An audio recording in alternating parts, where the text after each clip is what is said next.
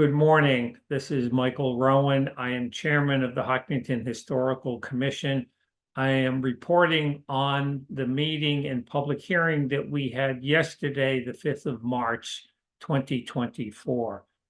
The public hearing opened the meeting and it was regarding 48 and 52 Main Street and 6 Cedar Street, formerly known as Kate's Pharmacy. The developer representing the potential owner came to us because they had submitted a demolition application for the 3 addresses, 48 and 52 Main Street and 6 Cedar Street. During the public hearing, they submitted documentation regarding their proposed development, which was taken into consideration by the commission.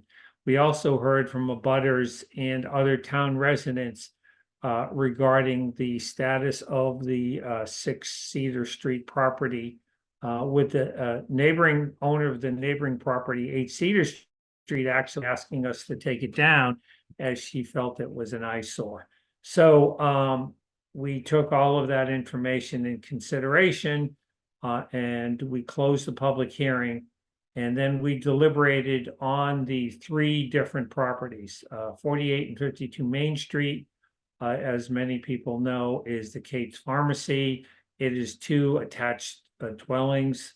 Some of us remember when it used to be half the pharmacy and half Sampson's Restaurants. I'm going back 30 to 40 years in a former decade. But we treated the 2 addresses, 48 and 52 Main Street, as one property, and we voted that they are not historically significant.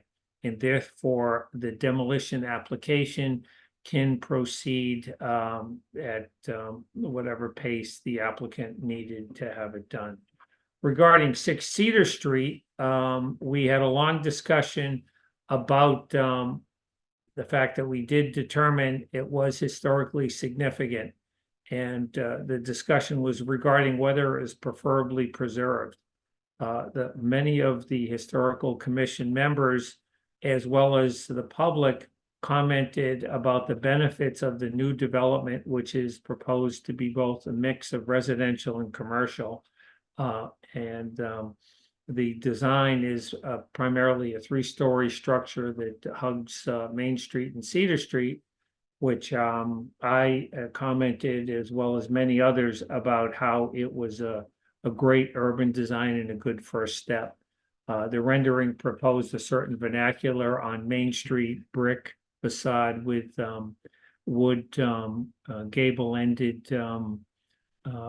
facade on Cedar Street, not inconsistent with some of the properties further down the road.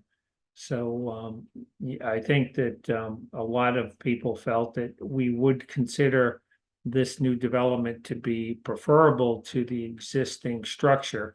However, since this rendering was not yet vetted with any other agencies, there was no way for us to confirm that this was actually buildable. So what we determined was, at this point in time, we felt that 6 Cedar Street was preferably preserved, and we voted that way, and we instituted an 18-month demo delay. Our hope is that in the near term, the applicant can get approval of their development, and that we will revisit this issue and rescind the demo delay and allow them to develop the property as proposed. So that was that was the actions taken on the 48, 52 Main Street and 6 Cedar Street. We then went to the next agenda item, which was 189 Pond Street, which we currently have a demo delay that was enacted a few months ago. The applicant for 189 Pond Street, the Pines, submitted a proposed plan and elevation of a replacement house, which many of the commission members felt was very consistent with the existing structure and certainly approvable.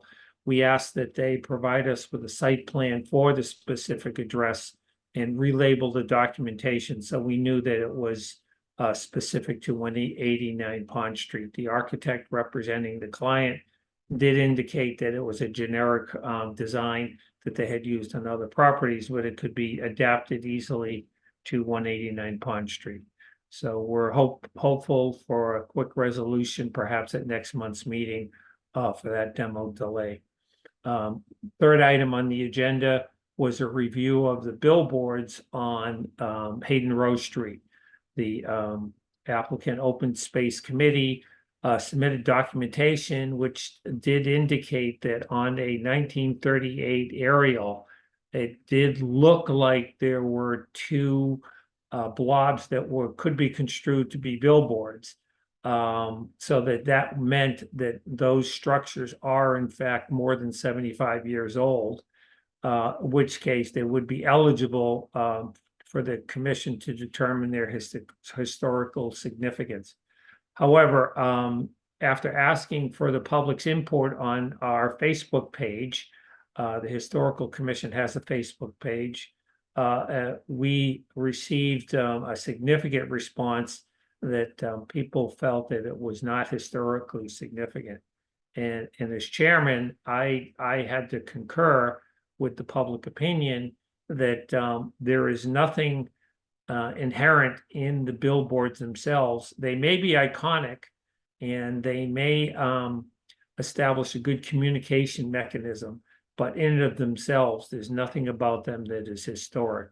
I asked the commission to vote, and they did in fact agree that the billboards were not historically significant. So that action was taken at last night's meeting. The last item on the agenda was McFarland Sanger House. There's a scout who has submitted a design plan for as a scout project for a historic sign. We reviewed the proposed signage, and our only comments were that we would prefer less documentation in a larger font so that it'd be more easily readable. And that was our final action, other than approving the meeting minutes, and we adjourned the meeting.